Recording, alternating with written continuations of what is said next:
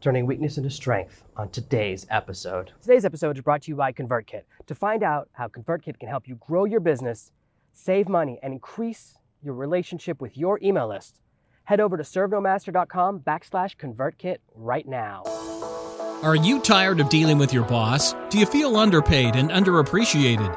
If you want to make it online, fire your boss and start living your retirement dreams now, then you've come to the right place. Welcome to ServenoMaster Podcast, where you'll learn how to open new revenue streams and make money while you sleep. Presented live from a tropical island in the South Pacific by best-selling author Jonathan Green. Now, here's your host. As a marketer, as a leader, as a guru, it's very hard to be public about my failures or weaknesses. There's this idea, and most gurus and most marketers subscribe to this, that you should never show any weakness, that you should never admit that you've ever had a hard day, that you have to seem like you've always been perfect. And it's just not something that I subscribe to anymore, because for me, when I try and follow someone and they're like that, I find them very unrelatable, because I know it's not true. The more people that I meet, the more people I spend time with, the more I find out that every business has ups and downs. Even some of the biggest products going have had bad years and bad days and ups and downs. And that's reality. So today, what I really want to dig into is turning weaknesses into strengths, taking those bad days and turn them into something great. I know we've had a couple of similar topics recently, but today, rather than being philosophical, it's going to be very practical. So one of my greatest weaknesses is copywriting. And for a long time, my inability to write copy defined my business. And there's a couple of reasons this happened. When I was learning networking, when I was learning how to socialize, when I was learning how to become popular and apply that to men and women and start to make friends and learn how that system worked. And this is something I cover in great detail in Networking Empire. I talk about my entire journey. But as I was learning this process, I got very good at speaking in a way that communicates strong, in a way that's like sales. When you're talking to a person, you're selling yourself as a product. So the ability to make friends is really the ability to do face-to-face, person-to-person verbal sales. And it's very hard for me to then take that same ability and translate it into copywriting, which is written. Writing down something is very different for me than speaking it. I can speak copy, I can chat copy pretty well over the phone. And this is why I've always been able to talk to someone else doing copy and kind of help them, but I've never been able to do anything myself. And this was a great weakness, and it affected my business dramatically when I wrote my very first big product, when I wrote Girl Gets Ring. The publisher said, "This book is amazing, but who wrote these chapter titles? How can you be so good at content, but your chapter titles are terrible?" And that's the beginning of my journey. And so for a long time, I always hired copywriters. I worked with outside copywriters. I paid a copywriter as much as $10,000. I paid a copywriter $10,000 to write the sales video for a product, and the video completely failed. It tanked. The offer did horribly. And when I went back to that copywriter and said, "Look, you gotta help me redo this. We gotta make some changes. We gotta make this work," he's like, "Nope, see ya." And that's when I realized that it's something that I had to take control of in my own life. Now, most of my partnerships are defined by me working with people that are better copywriters than me. So for a long time, as a product creator, I focused on that because that's my great strength. Writing products is so easy for me. This is why I have so many products constantly in development. This is why it's so easy for me to get product creation clients, because it's just like breathing for me. Right now, I have a book half finished. I have a video course half done. I have my next video course already 30% done. The slides are already done. I'm just tweaking the message a little bit and adding some images to those slides before I record, but I've already recorded half of the product before that. So I have things in development. The product behind that is already in the outlining phase. So creating products for me is so easy. And that's why it's always been tempting for me to go, you know what, I'll just find someone else to do the copywriting. And I've done that for a long time. I've partnered with people who live in the copywriting, but I realized I had to, when I spent this huge amount of money, it didn't work. And then the copywriter basically said, "See ya."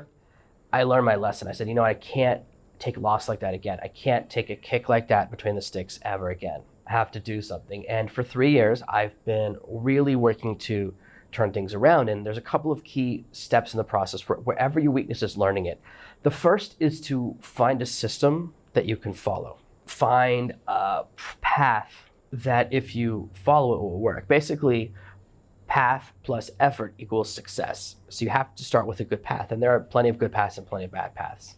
So it starts with finding a good path. And I've actually been through several copywriting paths, and there's a reason that I have, and I created this entirely just to give away an entire system that's free. There's several podcasts talking about how to learn copywriting for free, because these are some things I did. Because I found that high ticket courses don't really help as much as you'd think they would. All those high ticket courses that make those big promises, They only work if you're already an okay or better copywriter. They can take an average copywriter and accelerate them, but if you don't have the ability at all, if you start where I did at solid zero, it's very difficult. One of the challenges I faced, and I've actually worked with multiple mentors trying to find the right mentor and all these different things for a long time, is that copywriters are weird. Now, they'll all hate that I've said it, but I've never met in my entire life, and I've met a lot of copywriters, I've never met one who wasn't weird. And there's a reason for that. Their ability to communicate is through words. So they're very good at written communication, but they're not very good at speaking communication because they've developed a different communicative skill, which makes sense because when I was good at speaking, I wasn't as good at writing. So as you find this path, as you find something you want to follow, whether it's copywriting or anything else, whether you find a system, you then have to just put in the effort and realize that it might take a long time to get good. So my desire to get good at copy has been there for 3 years. For the last year and a half, I've really been putting time into it. Part of it is spending an hour or two every day going through exercises. One of the big exercises I tell you about all the time is to find great copywriting and copy it by hand. I also read a lot of books on sales. I study a lot of these things. I watch training videos. And now I'm at a point where I'm starting to write almost all of my own copy. In fact, if you take a look at the Networking Empire video, I recorded that video in an entire take totally by myself. I then wrote the rest of the page. There's a text version that's even more, it's even better written, more well-written, more eloquent. And if you take a look at that page, the full text page, I also wrote that myself with just a little bit of feedback from 2 of the copywriters that I'm still have in my life. One of the challenges, is that when you find mentors, sometimes it's really tough, especially in copywriting, and some of the mentors you work with will be very abrasive. One of the guys I spent the most time I learned a lot of my copywriting from has a very abrasive personality. And every time I talk to him, I kind of regret it because I always end up feeling bad. And it's like, and he's one of those people that teaches in a way that I hate. Rather than there's 2 types of teachers.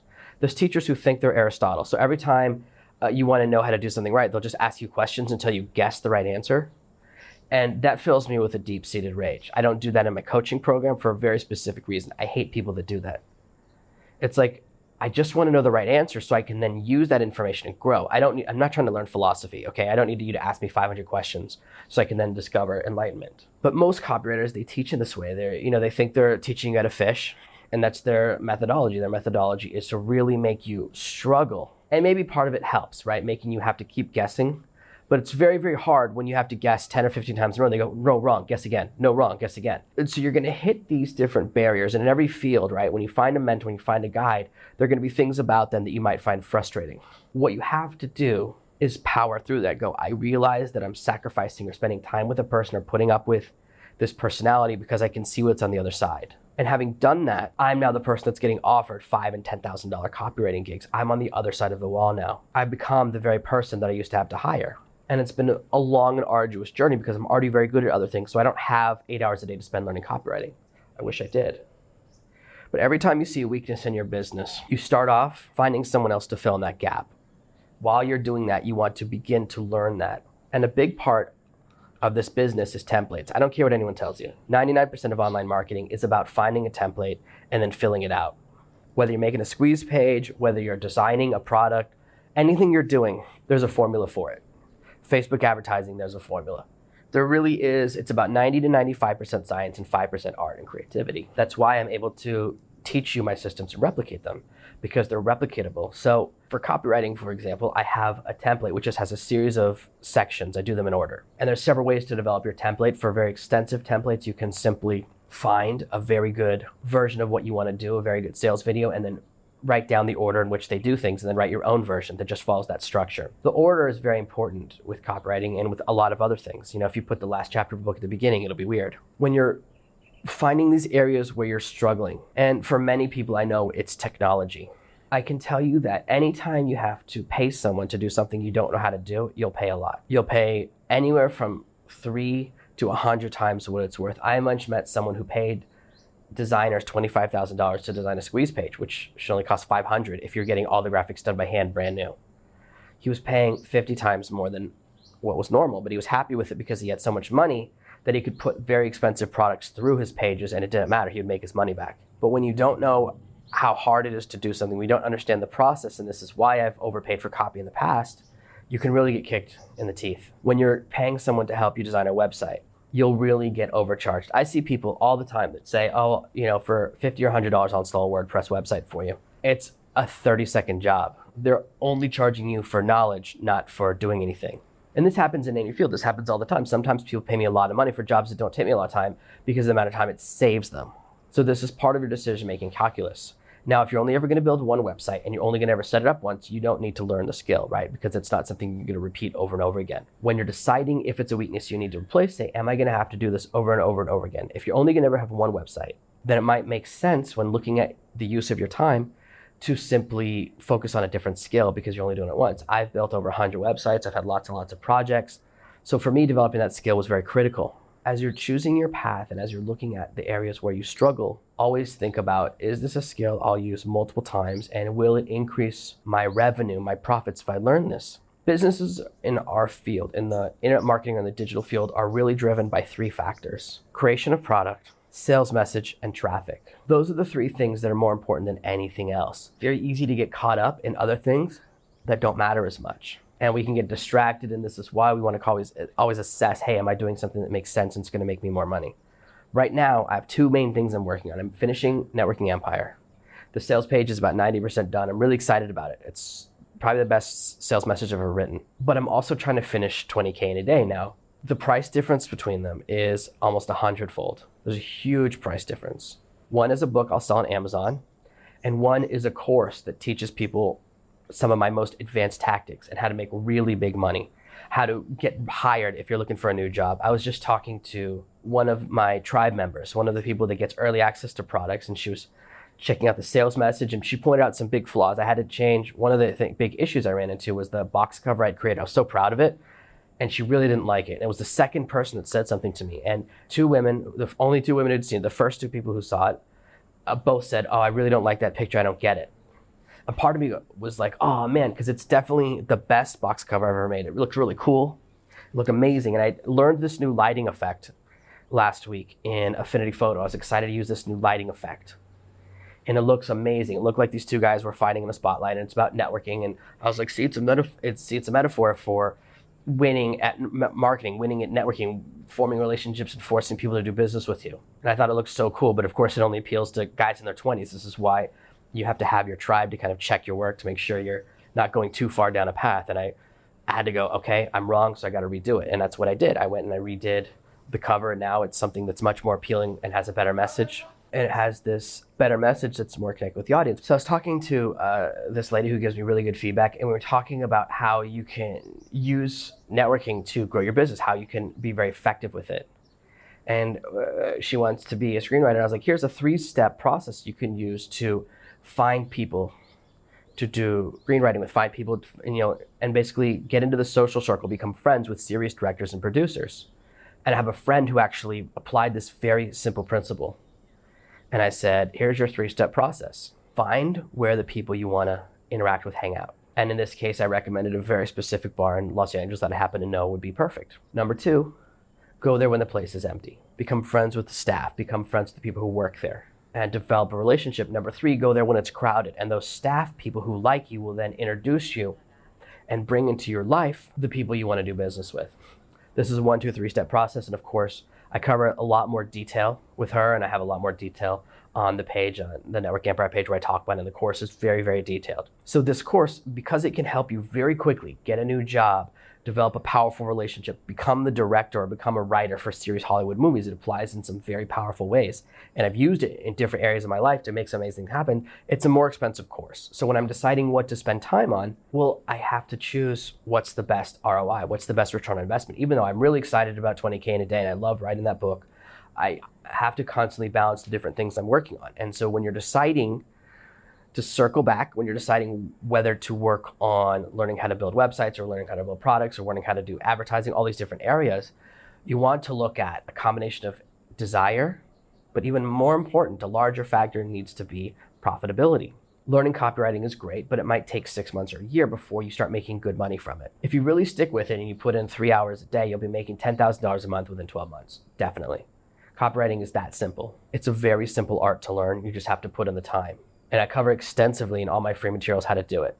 You don't even have to buy my copywriting course. You can just do it for free and start making real money. But you need something sometimes that can make you money this month. which is why I teach about article writing, which is why I teach about blog writing, which is why I have a new blog post where I cover all the different places where you can get paid to write and exactly what their pay scales are.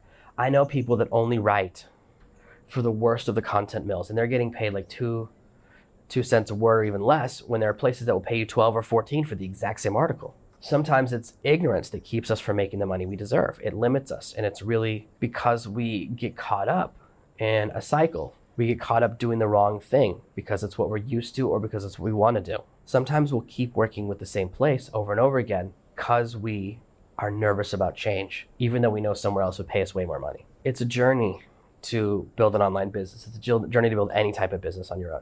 And you're going to hit those moments where you really struggle with things. And when you're deciding how to deal with these issues, you have to decide what's most important, what's most profitable, and what's critical. Certain things you can push to the side. I have a bookkeeper that handles all of my numbers for me. She really helps me keep track of things and has helped me a lot with controlling my ins and outs to make sure that I stop paying for things that I don't need, that I control overspending. There's a lot of areas where I've struggled in the past. I've always been bad at bookkeeping. I still hate bookkeeping. I'll never stop hating it, but I've learned a bit about it, and I brought in someone to fill in the gap for me. And these are the things that we have to do in order to grow our businesses. In order to be successful, we have to look at each area and go, is there something where I can get someone else to do it and that's fine forever because it's not too expensive? Number two, is it an area that I have to learn? And if it is, then you look at A and B. Is it something I have to learn quickly or slowly? Will it help me make money really fast, or is it just a long-term necessity? Looking at these factors, looking at these issues will help you to make a plan. And number three, in our three-step process is, can I find the right software template or tools to help this be easier for me? If you're struggling with your bookkeeping, then you got to use Freshbooks, right? I'm a big Freshbooks fan. It makes it really easy. It's a lot easier. I know there's some new software coming out, these predictive algorithms that are really designed around the 1099 economy. And I don't really think that that's what I teach you to be part of. I know you'll get some 1099s, but it's not the full-time thing where I'm trying to teach you. I really want you to have more control of your destiny. But part of it is you are going to have some 1099s along the way. So there are programs that are really built around that. And they're coming out over the next few years. They're, machine learning, AI learning, all that stuff. We'll try and just know where everything's going. So there's different tools to help you with your finances. And so you look at that and go, okay, is this tool going to cost more or less than what it saves me? If you're paying $100 a month for your bookkeeping software, but it's only saving you $80 a month, well, then you're losing 20.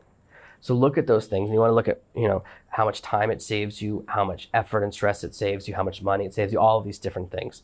And that's when you start to approach each aspect of your business through logic rather than emotion. Every day, there are certain things that I want to do. They're the things that I'm most excited about, but they're not always the things that I need to be working on.